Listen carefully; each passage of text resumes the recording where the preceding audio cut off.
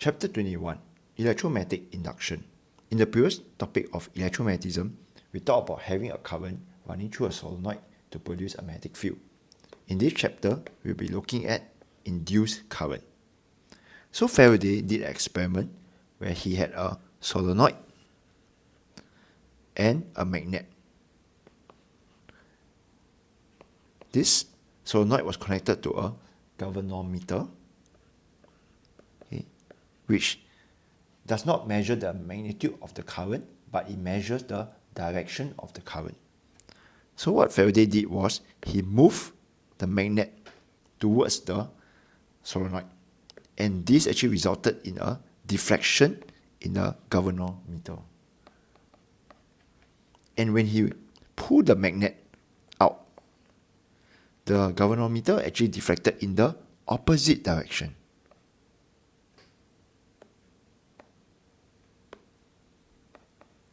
When he kept both solenoid and magnet stationary, there was no deflection anymore. This actually made him realize that there is actually an induced EMF because of the cutting of magnetic flux linkage. Okay. And during his experiment, Faraday also realized that he can actually increase the magnitude of this induced EMF by increasing the number of turns in the solenoid. So he can have more coils. He can increase the strength of the magnets, so he can use stronger permanent magnets. He also can increase the speed at which the magnet was going into the solenoid and withdrawing. So you can have a much higher speed, and this will increase the magnitude of the induced EMF. So here's the explanation. These are the magnetic field lines, also known as magnetic flux. Okay. So as the magnet moves towards the solenoid, the magnetic field lines or the magnetic flux are cutting the coils of the solenoid. Okay. And this actually results in an induced EMF or induced current that is registered by the galvanometer. So you see the deflection. And when there's no motion, or when both are stationary, there is no deflection. If we can increase the speed of the magnet, the rate of magnetic flux cutting actually increases. This increases the EMF. So your EMF will increase. Okay. And Faraday's work actually led to the law of magnetic induction, which states that the magnitude of the induced EMF is directly proportional to the rate of change of magnetic flux in the circuit. Then also there's a second law, which is Lenz's law, stating that the direction, so this is looking at the direction of the induced EMF or the induced current, is always such that the magnetic effect opposes the motion or the change. This is it's like Mother Nature's way of saying that they want to remain status quo or oppose any change. So using Lenz's law and the right hand grip rule, which we learned in the previous chapter, okay, we can actually deduce the direction of the induced current. Okay, so now we have a magnet, north and south pole, and moving from right to left into the solenoid. So what Mother Nature will want to do is to oppose this change. So the solenoid will have a south pole to repel the magnet, and which means there's a north pole on this side. Using the right hand grip rule,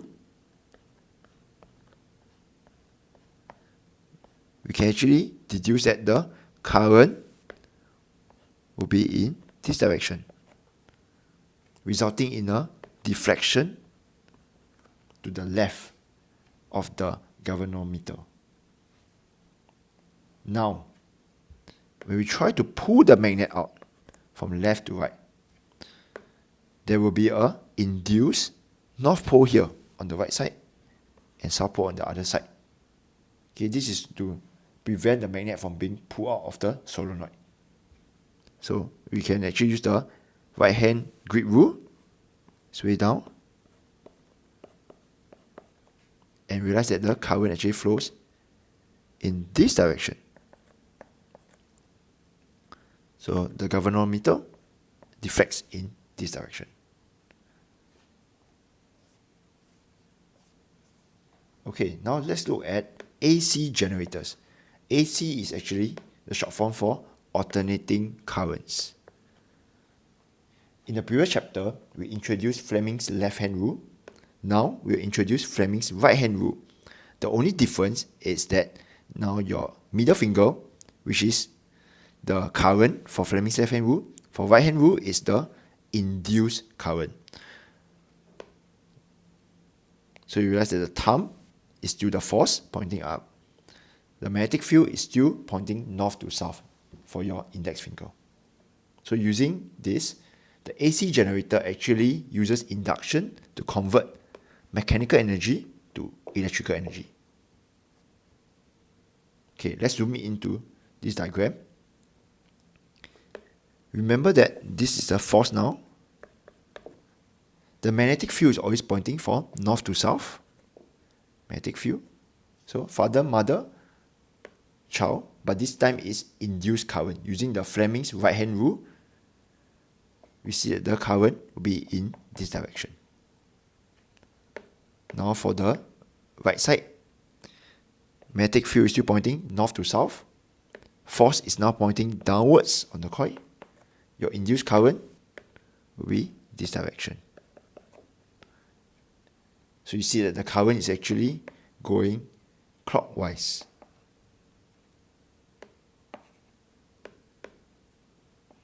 Clockwise current. So once the coil has flipped to the vertical position, this time the force is in this direction, but the magnetic field is still from left to right. So the force and magnetic field are in the same direction, so there will be no induced current. But because the coil was already in motion, the momentum of the coil causes it to continue to flip downwards, back to this state where magnetic field still north to south, force upwards, induced current this direction. Let's try for this part. Magnetic field north to south, force downwards, induced current this direction. So it's still a clockwise current. And this motion will repeat itself for one full revolution, which looks like this. So this is the initial state. The current will flow in this direction. Okay. At state 2, there will be no induced current. So you can actually see that at 1, maximum EMF, maximum induced EMF. At 2, no current. That's why 0 EMF. When it's at 3, once again, maximum EMF. 4, 0. At 5, maximum. 6, 0 again. And this is one full revolution. So how can we increase the induced current? Same thing, increase number of turns in the coil, stronger magnets, increase the frequency of rotation. This will increase the frequency or the amount of magnetic flux linkage that is being cut. In the previous chapter, we also talked about adding a soft iron core to concentrate the magnetic field and to increase the magnetic flux linkage. Okay, so there's 2 examples. Let's look at case 1.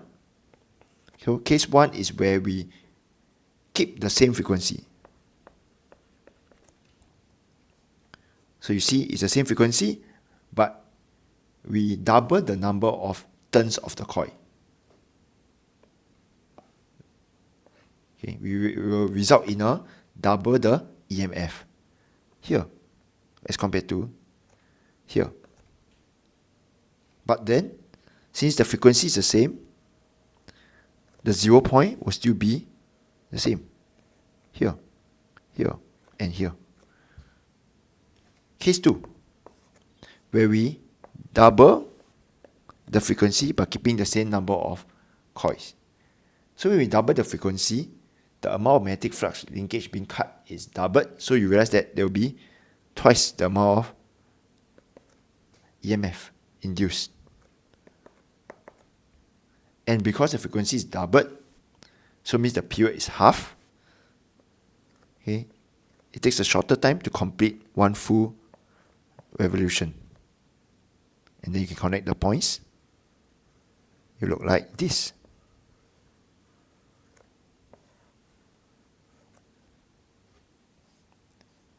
Next, let's look at a fixed coil generator. Okay, so in AC current, the EMF is induced by rotating the coil. But for a fixed coil generator, we are rotating the magnets around the coil. So it's either the coil turns or the magnets turns. And this fixed coil generator is commonly used in bicycle dynamo, okay, to charge your phone or to power your LED lights. So the dynamo here. So what we have here is actually the rotating wheel in contact with the side of the axle. There's this axle holding the magnet in place. Okay, so this magnet will rotate, and there's a soft iron core with a solenoid, and this produces the induced EMF here. Okay, you realize that there's actually a lot of air gap. There's no touching, okay, between the magnet or the coils. So that's actually the advantages of a fixed coil generator. It is compact. It does not require carbon brush. It's less likely to break down from overheating or wear and tear. Okay, because the contact between the carbon brush and the slip rings tends to erode over time. And this actually increases the resistance and also the amount of heat produced.